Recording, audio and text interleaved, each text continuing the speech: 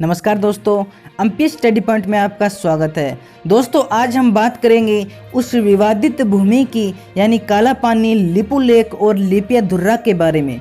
भारत कहता है ये ज़मीन हमारी है और नेपाल अपना दावा कर रहा है। तो क्या है पूरी सच्चाई, मैं पूरी बात आपको बताऊंगा और 5 मिनट के अंदर आप भी यह समझ जाओगे कि ये ज़मीन किस देश के अंतर्गत आती है।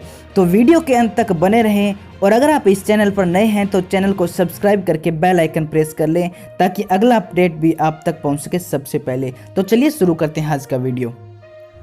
तो दोस्तों आपको बता दें कि पिछले कई महीनों से इन तीनों क्षेत्रों यानी काला पानी, लिपू लेक और लिपियाधुर्रा पर भारत और नेपाल का विवाद चल रहा है। दोनों देश इन तीनों जगहों पर अपना अपना दावा कर रही है और इसी के चलते नेपाल सरकार ने एक समिति का गठन किया था जिसे इन तीनों क्षेत्रों के बारे में सबूत पुख्ता करने का काम दिया गया था और इस समिति ने अब अपनी रिपोर्ट विदेश मंत्री प्रदीप कुमार ग्यावली को सौंप दी है। हालांकि अभी तक इस रिपोर्ट पर नेपाल सरकार ने कोई फैसला नहीं लिया है, लेकिन अगर हम बात करें पहले की तो नेपाल सरकार ने मई महीने में, ध्यान से सुनिएगा दोस्तों, मई महीने में अपने देश का एक संशोधित राजनीतिक और प्रशासनिक नक्शा जारी किया था जिसमें इन तीनों इलाकों यानी काला पानी, लिपू लेक और लिपियाधुर्रा को नेपाल के अंदर बताया गया था।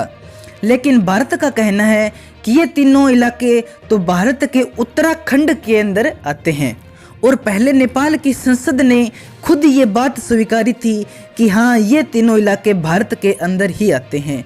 और इसके जवाब में भारत ने तब कहा था कि नेपाल अपनी ज़मीन कृत्रिम रूप से बढ़ाने का कार्य कर रहा है, यानी भारत यह कहना चाहता था कि नेपाल हमारी ज़मीन के अंदर आ रहा है। और इसके अलावा आपको बता दें कि भारत ने नवंबर 2019 के अंदर अपना नक्शा जारी किया था, यानी नेपाल से पहले, जब तक नेपाल ने अपना संशोधित नक्शा जारी नहीं किया था उससे पहले भारत ने नक्शा जारी किया था और उसमें ये तीनों इलाके यानी काला पानी, लिपू लेक और लिपियाधुर्रा भारत का हिस्सा दिखाया गया था। और जब नेपाल ने यह नक्शा जारी किया तो भारत के विदेश मंत्रालय ने नेपाल को कहा कि नेपाल का भारत की संप्रभुता और क्षेत्रीय अखंडता का सम्मान करना चाहिए और नेपाल का यह एक तरफा कदम ऐतिहासिक तथ्यों और साक्ष्यों पर आधारित नहीं है और भारत ने नेपाल के इस निर्णय को मानने से इनकार कर दिया।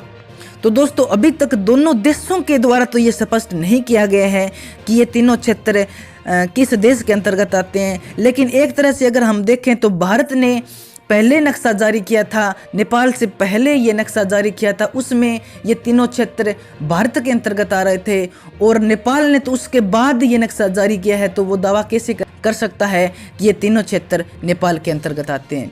लेकिन 2 या 3 दिनों बाद नेपाल और भारत की इस विषय पर मीटिंग होगी, हो सकता है उसमें कुछ निर्णय लिया जाए।